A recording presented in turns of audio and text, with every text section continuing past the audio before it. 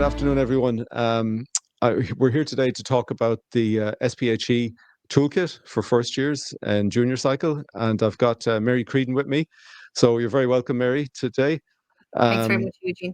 What I'm going to do today is I'm just going to unpack the SPHE Toolkit and just show everybody the resources that are there for teachers to use with first year students. So what I'm going to do is I'm going to look at part of the specification, some of the learning outcomes in relation to gender stereotyping, gender equity, gender identity, and sexual orientation. Really what would be done in first year. And then maybe in another podcast, we might look at what's used in for third year students, second and third year students. So if we go in online to Curriculum Online and we go to SPHE short course. Now it's actually a short course. It's not a subject, and that's where people find it difficult to find. So it's a short course, and sometimes you'll see it as SP. And if you go into that, then you will see loads of different tabs there. So here, for example, you have the SPHE Toolkit, and in that you have myself as an SPHE teacher, SPHE teaching approaches and resources for teaching and learning in SPHE. So the first thing I'm going to do is I'm going to go into what makes an inclusive classroom. So this is for teachers now, so that they'll know what they should be, how they should be actually looking at it. So looking at what makes an inclusive SPHE classroom, teachers are actually told, first of all, to use affirming and gender inclusive language.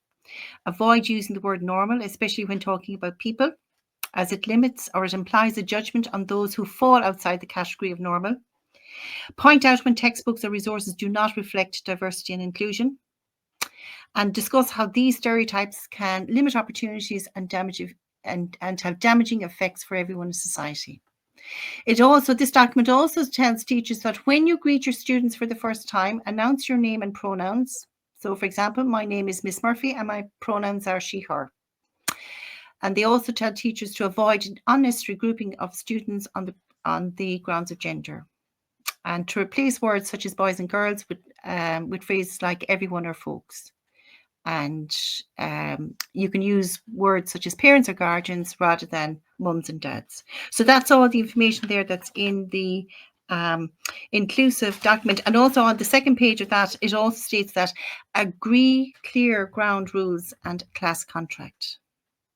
So if you go into the next document as to what makes a safe SPHE or EC classroom, they actually state agree ground class rules contract, and one line there is what is said in the class stays in the class group. Now there was a lot of uproar over that because children are being asked to maintain confidentiality, and there's no other subject where you're asked to actually maintain confidentiality. So they have actually since removed it, and it was putting a lot of anxiety on children, knowing that what was discussed in class, they couldn't talk about it outside the classroom.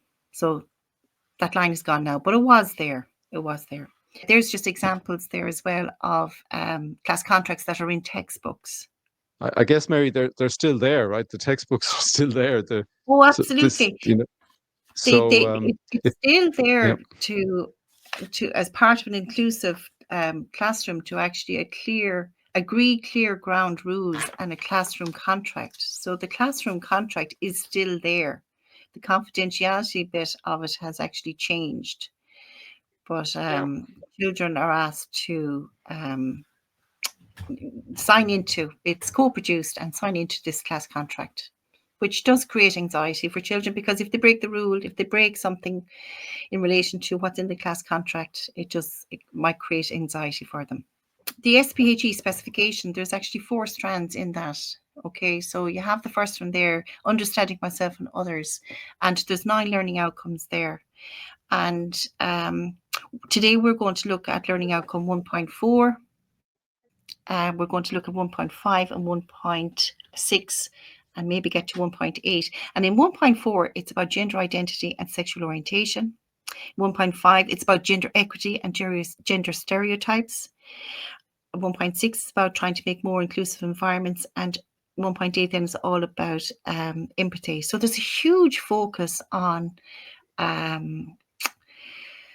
unpacking gender with young people. And again, the gender identity outcome is also on 3.6 in the strand on in relationships and sexuality module.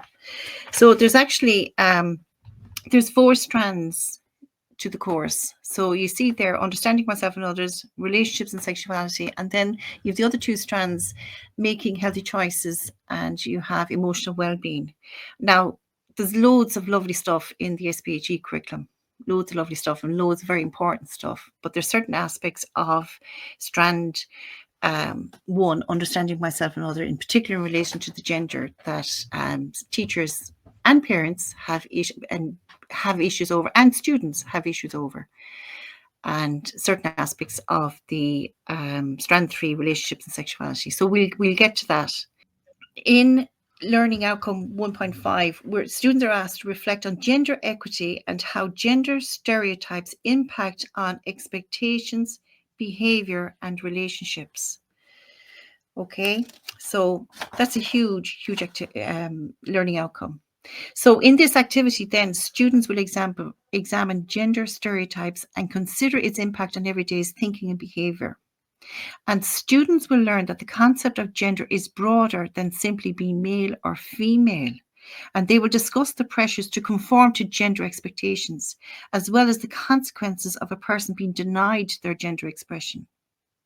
And they advise the teacher then to read their notes before engaging in this activity, so that they know there's the teacher's notes there, what gender is, what gender stereotypes are.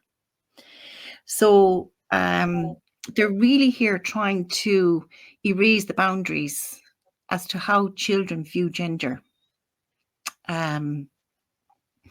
So if you see there, the strength of gender stereotyping is such that many young people who transgress these gender norms, whether through their clothing, self-expression, or interests, can experience verbal, physical, and/or psychological retribution.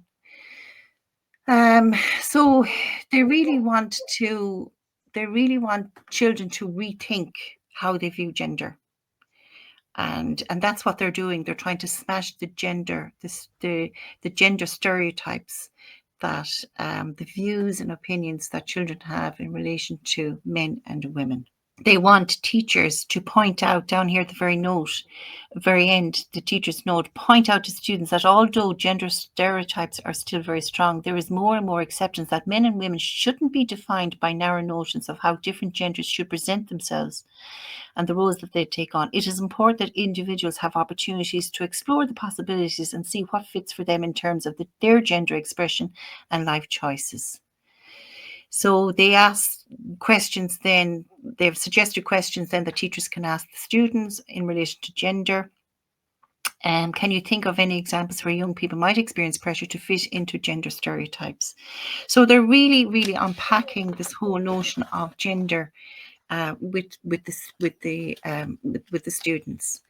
And then just in relation to, they use this point here, what impact might this have on individual girls and boys, men and women, feel about themselves if they do not fit neatly into either the male or female box that has been created? So nobody's actually really creating a box for the male and female genders. It's actually the Department of Education is trying to fit children into either male or female. Because if you look to the next slide, when we were actually on the DCU course, we actually had to do a micro-teach. We had to actually do a micro-teach exercise where teachers actually had to teach aspects of the course. And one of the teachers, it was part of the curriculum pedagogy and assessment module, the HD 532. And one of the teachers was doing this exercise and used this handout here as an activity to teach gender stereotypes. And in her feedback from the lecturer, she was actually told to actually include another box called other genders, so that if you didn't fit the category, if the feminine boy didn't fit into the boy box, or if the tomboyish girl didn't fit into the girl box, well then they should go into another box. So really, they're really trying to dismantle, and I think that they're really trying to dismantle the traditional roles of men and women in society, and they're really challenging the stereotypes, saying that they restrict how people will live and living their life authentically. So it's really, I think there's a sinister side to doing this, in that it's trying to normalize really all types of transgressions. So in third year, they will reflect on the possible impact that restrictive gender stereotypes have on all people. So they're being told that gender stereotypes that you've built up in your mind about men and women are restrictive on all people. Men, women, and people who are non-binary or gender non-conforming. And they describe then words such as emotional stoicism and aggression from men. So I think stoicism is something, the endurance, it's about the endurance of pain without any displaying of emotion. And in relation to women, they're talking there about irrationality for women, which I think is a huge insult, because what they're trying to say, women are, that's the stereotype that women are illogical or unreasonable. So they're really painting a very bleak picture in relation to gender stereotypes. And so what is this? Why are they doing this? Like, who is doing this? So like, we have to go back to who actually created this specification. And we had 13 women on the NCCA panel that created this. Yeah. And we're talking here about radical feminism. Really, they're trying to take down the perceptions of what it is to be male and female. So I think that's just very, I think it's just very sad. Teachers are told to tell students that stereotypes limit our ability to be ourselves and to express who we are. They're pushing the stereotypes. Like, that's the problem I have with this. They're pushing them. Like, they're making an issue where there isn't a problem. Like, yes, exactly. We all they're over critiquing it. Yes, hugely. And then in first year, then they actually do this. This is the first say on layering of gender stereotypes is through the story of Cinderfella. And first years are introduced to this. And in this story, so Cinderfella really is just a take on the fairy tale story Cinderella, where the gender roles are flipped to challenge gender expectation. So, for example, where men are the pursuers in the romantic relationship. So in Cinderfella, it is the princess pursuing the fella. And the gender expectation is that the men are the heroes and protectors. They're strong, active, and in control. And women are expected to be passive, waiting for a prince or hero so as to rescue them. So this is the first activity really there to dismantle the gender stereotype. Like, see, the natural instinct for men is to be protectors and providers. And why are they trying to take that away from men? And equally so, they can also be caregivers, and they're good listeners. So I feel that the specification is really trying to paint a picture of how horrid gender stereotypes can be as we know them, and how they can restrict how people can live and live life authentically. So, and I think that that is a huge issue. And I think there's a sinister element in it, really, to try and push this transgender ideology on young children. Say, in my wellbeing journey too, by Edel O'Brien and Owen Cleary and Pamela O'Leary, like, they've put in there in relation to stereotyping in sport and the questions a woman would be asked. Like, those questions that they have in that textbook, they're not reality. They're false examples of type of questions that would be asked of a woman sports person. Like, it's really archaic in their thinking. And then the type of questions that would be asked towards a male sports person. So they're really trying to uproot this gender thinking that children have.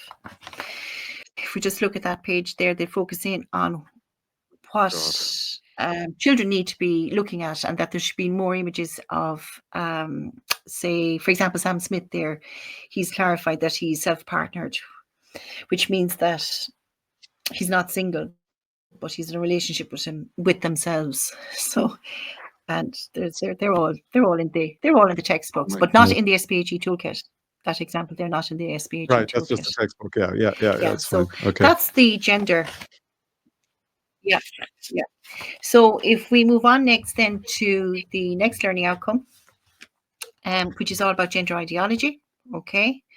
And gender ideology comes up twice. It comes up in 1.4 and 3.6.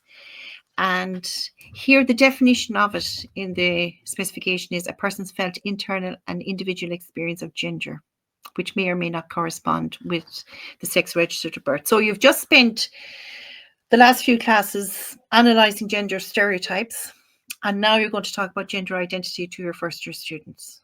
Okay, and if we just look to the guidance notes there in relation to that, they talk there about the experts on the next slide. They talk about the experts. Experts assert that all young people, this is the guidance note for teachers now when they're actually teaching it. Experts assert that all young people need to be given the opportunity and space to develop their unique identities in environments of support and affirmation. Teachers can play a powerful role in this regard by acknowledging the diversity and complexity of life, modelling and understanding empathy. So I just would love to know, who does the Department of Education think that the experts are that actually have risk assessed all of this notion of gender ideology? Because we did have the CAS report published there in April 24, and the recommendations of the CAS report are not actually be taken into account. And it's the most comprehensive report that we have ever had on gender identity services. And as we know, it was compiled over 4 years, and it was compiled and commissioned by the NHS. And really, they need, the CAS recommended it rejects the gender affirmation approach and recommends a more watchful and weight approach. And even Dr. Paul Moran, who's a psychiatrist with the National Gender Service Ireland, he actually said that there's too much gender affirming material sent to the schools. And we're just going to look at some of that gender affirming material now, because if you continue on with the SPHE in the SPHE Toolkit, we will see all the videos that are there. So this is the document, the RSC Relationships and Sexuality Education 1. And you'll see there that there's videos on what is transgender, another video on names and pronouns. And this is for first years now, and being an ally. So in other words, if they're not actually transgender themselves, that they actually support people who are actually transgender.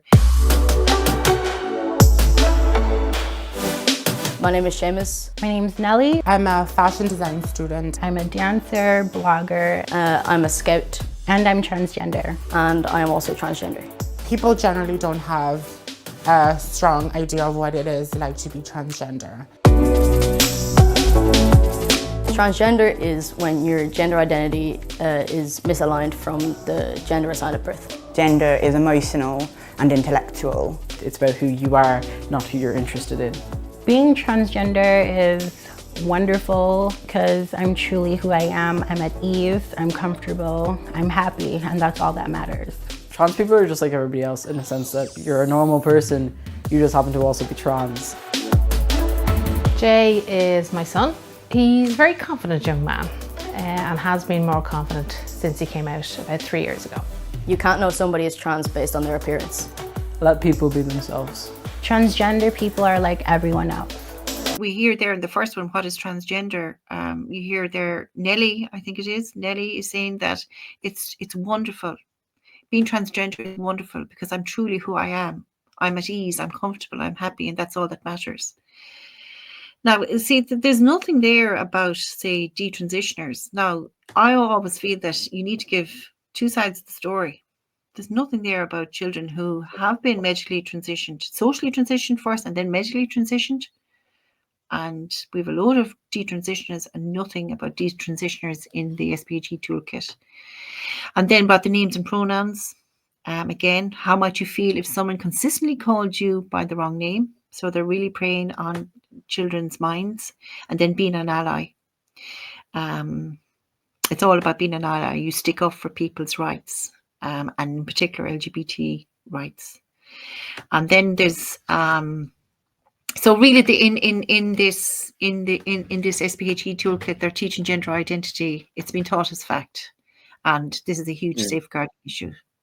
And again, bringing it back to the CAS recommendations, it is a safeguarding issue, and especially with schools, for schools who have ASD children who have autistic children, they take everything literally.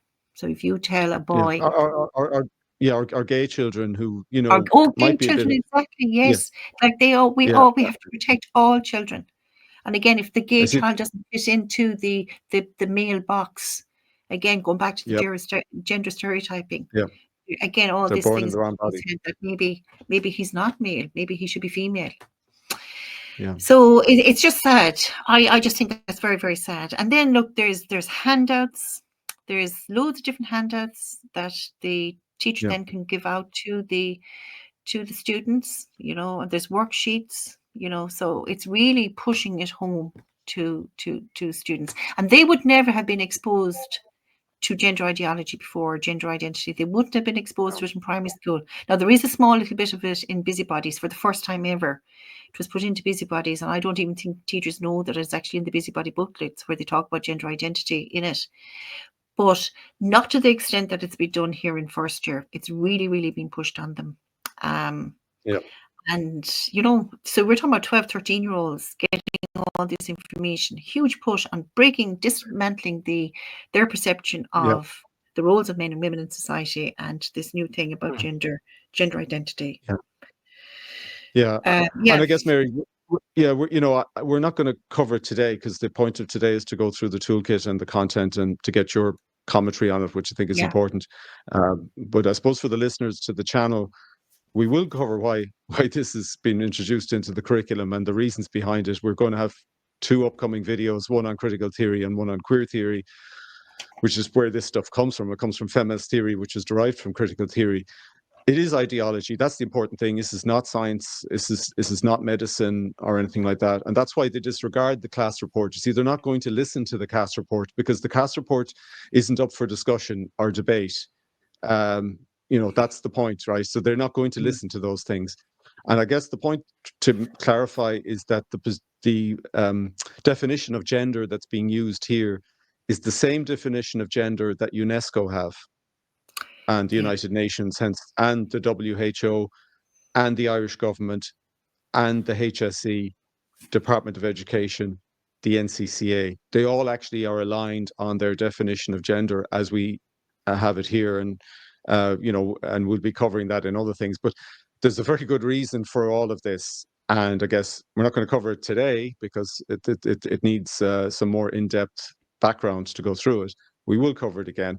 And when you understand where it does come from, you'll already understand why it shouldn't be in the curriculum. And you'll definitely understand it when we go through the reasons as to where it's come from. You'll be appalled that it's actually been taught in Irish schools. And it's shocking that it is. It shouldn't be. And it's confusing children, particularly vulnerable children. And as you mentioned, Mary, there is no mention of, children can have, it's always been there that a very small percentage of children would have what we would call gender confusion or gender incongruence and would feel uncomfortable. And there's a very high desistance rate out of that. There's a very high percentage, 80% plus children would just recover from that without any kind of intervention. And then there's a smaller percentage then that will go on and either might resolve later in life, or they may ultimately choose to transition. As we've had, people do get sex change operations, as we would have called them. They call it gender affirming care now. So that would have always happened, but that was a very tiny percentage of the population. And this is normalizing this as if this is the new definition of human anthropology, which it isn't.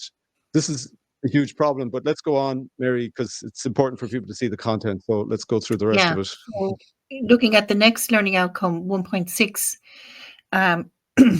where they talk about devise ways to actually create more inclusive environments. So that means that you're more accepting of gender diverse students, transgender students, and they've suggested then in the SPHE Toolkit, which has been taken out since, all about the stand-up week.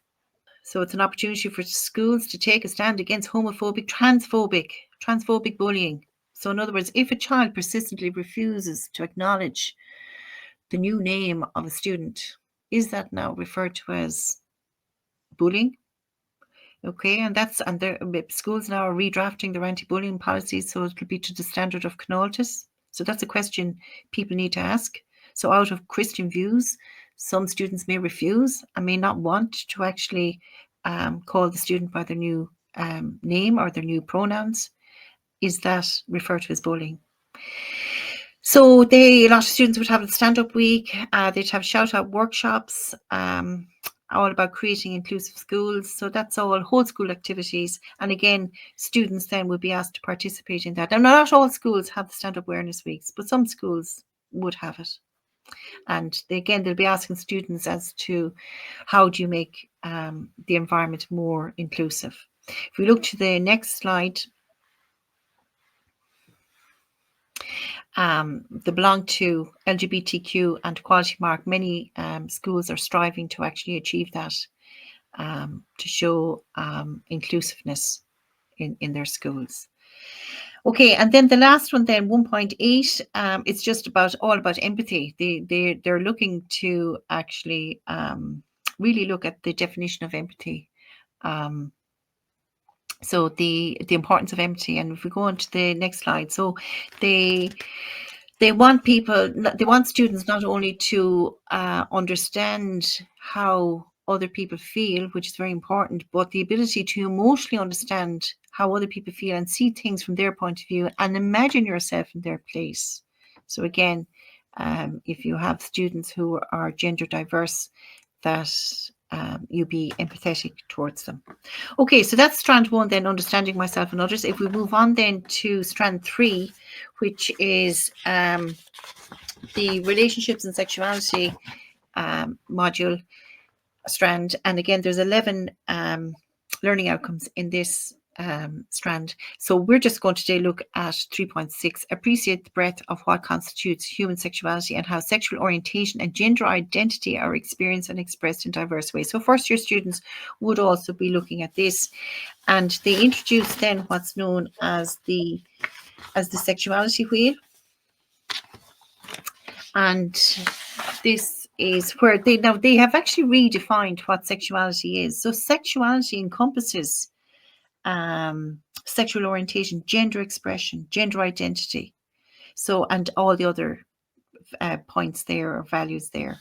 So it's a real sex positive approach in relation to, so they use the sexuality wheel where students can express they're learning, students are learning here through this sexuality wheel that sexuality is very broad, and it's made up of gender identity, gender expression. And just look to some of the definitions there of, say, so gender expression, how a person presents their gender. This can include appearance, name, pronoun, and social behavior.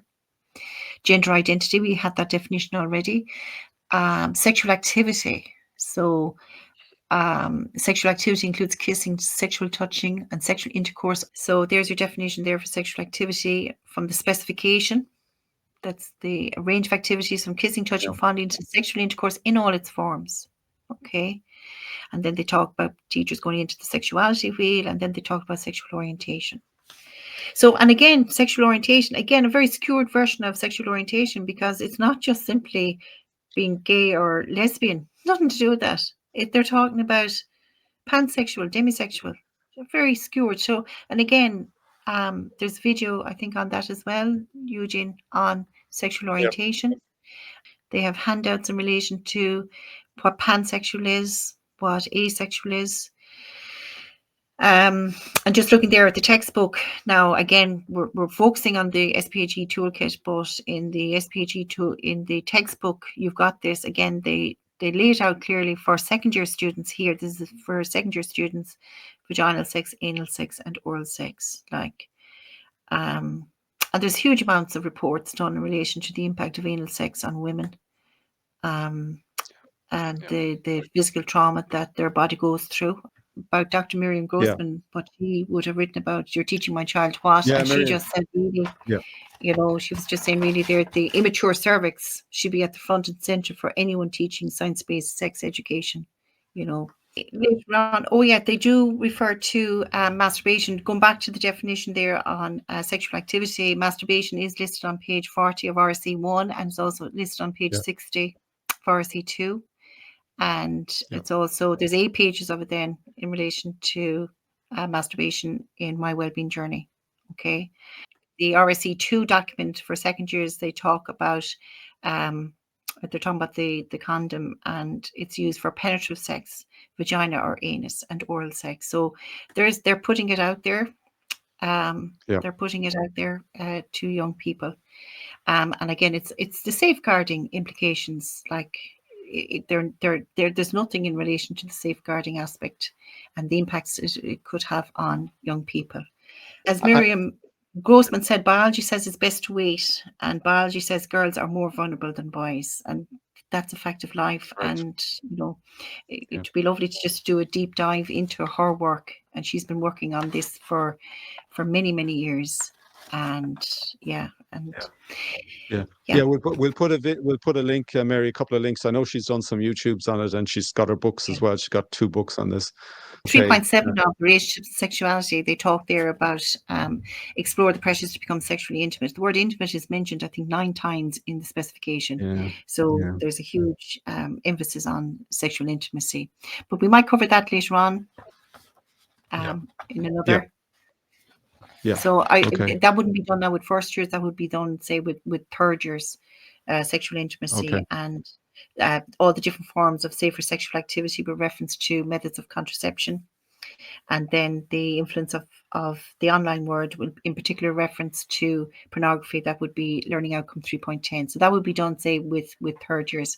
And I can unpack the RSC 3 document, which is for next year's third years. So the present third years are not actually on this new specification. So it's only first years and second years presently in schools are on this SPHE, or on the new specification. So present third years are on the old course. Look at them. All right. Okay, thanks very much, Eugene. No, thank you, Mary, because I think you've brought us through some, I guess, stuff that people wouldn't really appreciate from what they hear, and there's a subtlety to some of the things that you went through in terms of the dismantling of gender, the dismantling of it's the dismantling of family as well, right? That I think that's the point. This is dismantling of the male female aspect, the family aspect, and all of that in favor of something else. But just to be aware that there's people in this world who have made it their business. Bill Gates is one of them, who make it their business to make sure the population of the world is reducing rather than increasing, and they'll do everything that they can to make that happen. And education is one of the ways of making that happen. Yeah, and I think it's just to go back and talk about the sexual orientation video. I think it's really a push to try and get children to label themselves as lesbian, gay, non-binary, trans, asexual, pansexual, bisexual. And I think doing that with first-year students, again, first-year students is total nonsense, because to me, I think it's a deliberate tactic to try and capture those children into the LGBTQI community. And this is really being pushed in the specification. Yeah. There's another video there as well about what is family. You mentioned there about what is family. There's a video there now showing the diverse families that are presently, that people can identify with. And look, that's fine. But at the end of the video, it's very strange. It says about people now can find their own family online. They can find their own community, which they may not be related to. And it just sounds as if it's just again putting thoughts into people's heads too young, too soon. It is. Well, it's the dismantling of the family is part of this, and I guess what people have to think about is when you're sick or when you're old, who's going to look after you? Who's going to take the most care for you, your well-being? It's only going to be the blood relations that you have in general, or your partner if you've got married. Family is so important, and you get rid of that, and people are left isolated and vulnerable and controllable. That's the other thing. They're controllable, because if you don't have a family around you, you can be controlled and manipulated. It's going to lead to very lonely people later on in life. Yeah. It's going to lead to very lonely people, for people who are self-partnered, for people who are self-partnered, which means that they is not single, but in a relationship with themselves. It's going to lead to very, very lonely people. No, no, You no. know, I and guess look, that's it. when you get to 18, you don't care what people do, but like pushing it on first year students.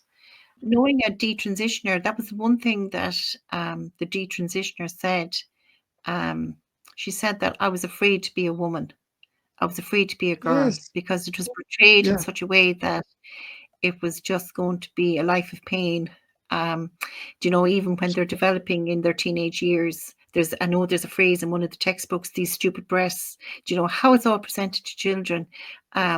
You're creating fear and anxiety in children, you know, so and it's getting them to overthink their gender then as to whether Yeah. they do or Yeah. don't want to be. But that's a line from that's from a detransitioner who transitioned to be a man and then wanted to come back and is coming back, is detransitioning.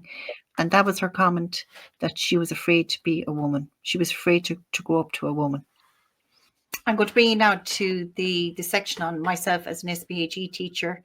And there's a lot of documents and videos there to support teachers when delivering the SPHE specification. There's a video there from Dr. Affirming speaking about LGBTQ plus students, their experience of RSE.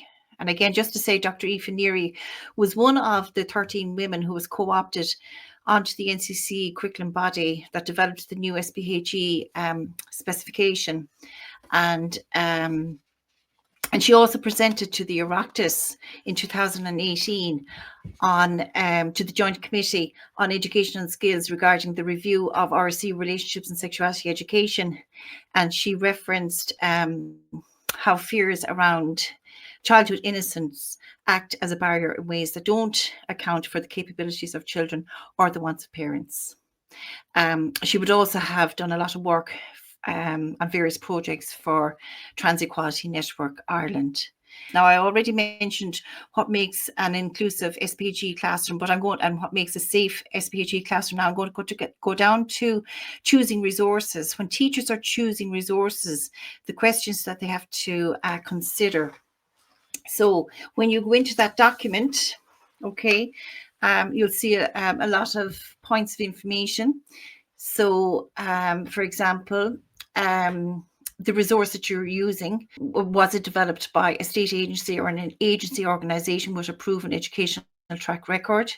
So we know that belong to and TENI and say the University of Limerick and a load of different universities can actually input information into the SPHE Toolkit. So the SPHE Toolkit, the resources in this toolkit are constantly changing. So they're really looking at points that teachers should take into account when selecting a resource. If we look there to another point in relation to it, they ask, is this resource inclusive of a diversity of families, backgrounds, cultures and beliefs? Now, we've already looked at some of the resources that the Department of Education have included in this SPHE Toolkit, in particular the one that I referenced earlier in the video about what makes a family. And by no means is the Department of Education being inclusive in that particular video, because it actually states in the video when they're describing nuclear families, they leave out the word mum and dad. And what they do is nuclear families, they state nuclear families are made up of parents, two parents and children. So they don't mention the word mum and dad. So in my opinion, I don't think that's actually very inclusive. And again, other points then for people to consider would be, is the resource that you're using, is it reinforcing or challenging bias and stereotypes in relation to gender, social class? And does this resource meaningfully reflect the lives of people of all gender identities and sexual orientations? So they're the points, some of the points that teachers have to consider when selecting a resource. And just to show you that the array of resources that are actually in the SPHE Toolkit, if we look there at, say, 1.6, that learning outcome that I spoke about earlier, okay, about devising ways to actually create more inclusive environments. Again, there's information for teachers to look at guidance for post-primary teachers on how to prevent homophobic and transphobic bullying and support LGBT students. There's information on holding a stand-up awareness week. And again, this is a resource provided by Belong To. And it's there to support schools to organise a stand-up awareness week. And I remember actually there was Whistleblower's account in relation to his experience when he activated the services of Belong To. And maybe it's a video that people might want to look at. So just looking there at 1.8, and again, there's huge emphasis in pushing empathy on the students. And again, empathy really isn't a bad thing, but they're trying to get children to put themselves into the position of other students and feel what they're feeling. And really, I suppose that's one way in trying to get them to accept everything in relation to gender diversity and sexual orientation. If we look at 1.4, again, there's huge emphasis there on breaking down and dismantling what it is to be male and female. They look again at gender identity. We have here resources on gender roles and expectations, spotlight on stereotyping, a resource by the Equality Authority 2011. Lesson 5, boys will be boys and girls will be girls. So just again, looking those two learning outcomes, 1.4 and 1.5, again, looking at the whole area of gender, really trying to get children to dismantle the notion of what gender is to them so that they can build up this new concept of gender. And again, if we look at 3.6, gender identity is also in that learning outcome. And there's an e-resource there provided by the School of Education, University of Limerick, and the Trans Equality Network Ireland. It's a resource there to support teachers in understanding gender identity and gender expression. Teachers are asked really to download a workbook and to learn about gender identity and gender expression, and to proactively ensure that schools are inclusive of young people who are trans and gender diverse. So this will help you understand and proactively ensure that schools are inclusive and of young people who are trans and gender diverse. So there's 13 areas that it focuses on. So for example, the experience of gender diverse people in relation to uniforms, bathrooms, names and pronouns, anxieties about coming out.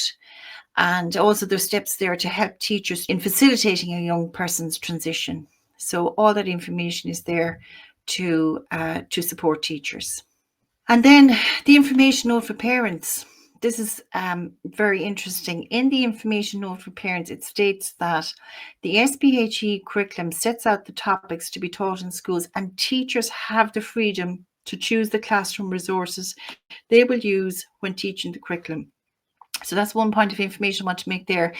And secondly, the information note for parents doesn't contain any information. If you look, for example, at the 4 strands, they've outlined the 4 strands and what's going to happen in the 4 strands. If we look at the first one, the one that I went through with you a lot, understanding myself and others, there's no information there about gender identity. There's no information about non-binary. There's no information there that they're going to be teaching about cross-dressing, drag queens, sexual orientation. So there's a lot of information that they actually didn't give to parents. And so I think that's a very important point to actually mention.